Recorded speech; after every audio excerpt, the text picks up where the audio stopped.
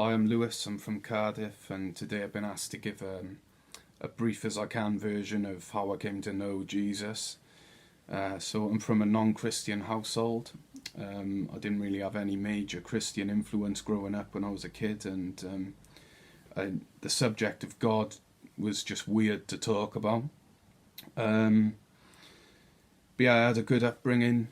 Two parents still married, four sisters and a brother, so it was a lot of fun. Um, yeah, my lifestyle I'd describe before I came to know Christ was, I like drinking. Um, I like smoking a lot of weed. I smoked weed from a young age, maybe the age of 14, 15. And it was pretty much every day by the time I got to 18, 19. So I just like um, not being sober, basically. Yeah, and in my early 20s, I started feeling like something, was missing from my life. So I began researching things like um, New Age philosophies and conspiracy theories, and it quickly became, an obsession because I was looking for a truth. I was asking questions like, why are we here? Where are we? Where do we go when we die? And how did we get here? So I wanted to know the answers to these questions. So yeah, like I said, it became an obsession. It was every day I was researching things, and I remember one day I came across the subject of Bible prophecy, and this led me to read what's God's law, what's called the Ten Commandments. It's something we've all heard of as a kid, but yeah, we never really take it seriously. And this time I read them, and I asked the question, like it sort of made me realise, that I'm quite like that. And looking through them, I could see, I've broken near enough every one of them. So it shook me a little bit, well, a lot. And yeah, the Bible says the payment for sin is death, the wages for sin is death. And, no one wants to die. And certainly no one wants to go to hell as a punishment. So I continued to read, and I came across something. Was today? Well, it's called the gospel. We've all heard the story of Jesus, the most famous man on the planet. We've all heard the story. He died on a cross to save us from our sin. But this time it was different when I read it because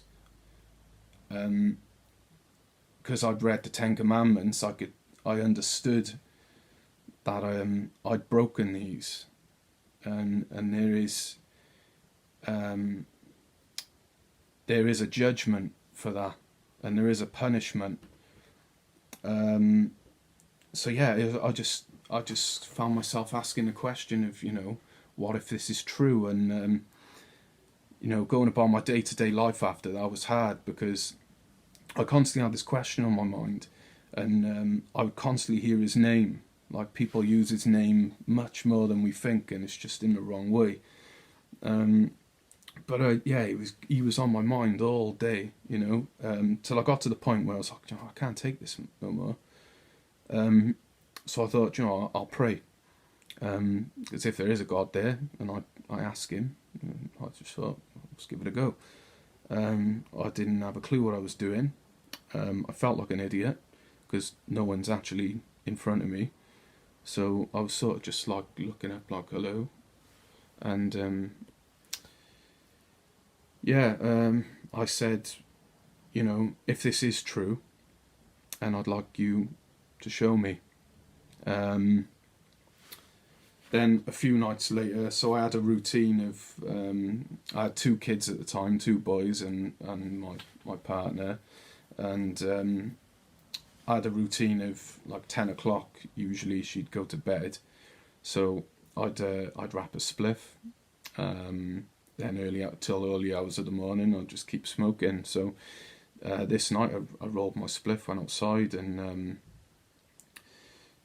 started smoking it. And it was the only way I can explain is a thought popped into my head that I really had no control over.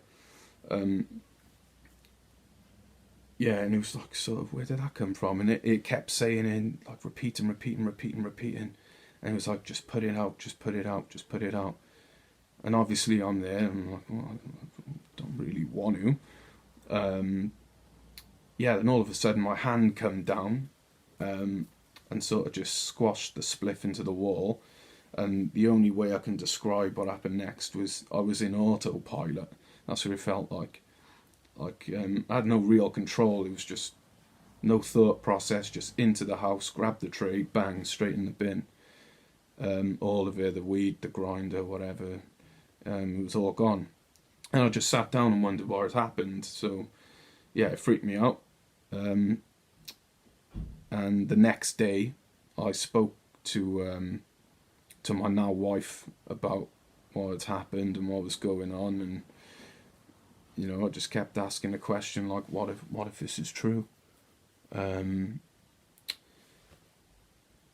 I kept saying it, and all of a sudden it was just like a light switch, or like a puzzle piece was put in. Like, I could finally see the picture. It was like eyes opened. And not only was it true, I believed it was true intellectually and spiritually. That not only did Jesus die on the cross to save us from our sin, he died to save me from my sin. He died for me. And I just felt a massive weight come off my shoulders. And, this truth I was looking for was this. And in the past I would say, of the things I've read, this is it. And I'd do my wife's head in with it. And,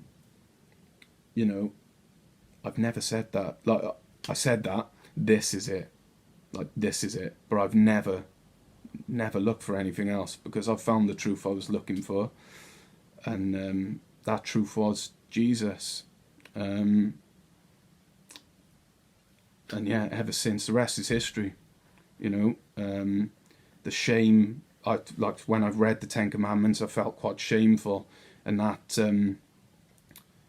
that was gone. I had no shame. I've been forgiven for the wrong things I've done because of what Jesus did on the cross for me. And so I thought, let's find a church. I want to get baptized. I want to just learn about God, follow God.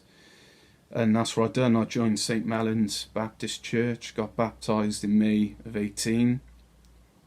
I got married shortly after that. And the rest is history.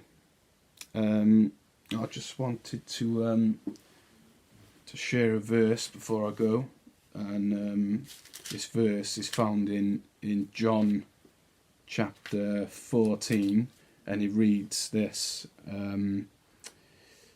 chapter 14 verse 6, I am the way, the truth and the life. No one comes to the Father except through me. And that was one of the first verses that really spoke to me and summed up. That was the answer to my question. I am the way, the truth and the life. And that's my testimony, and enjoy the course.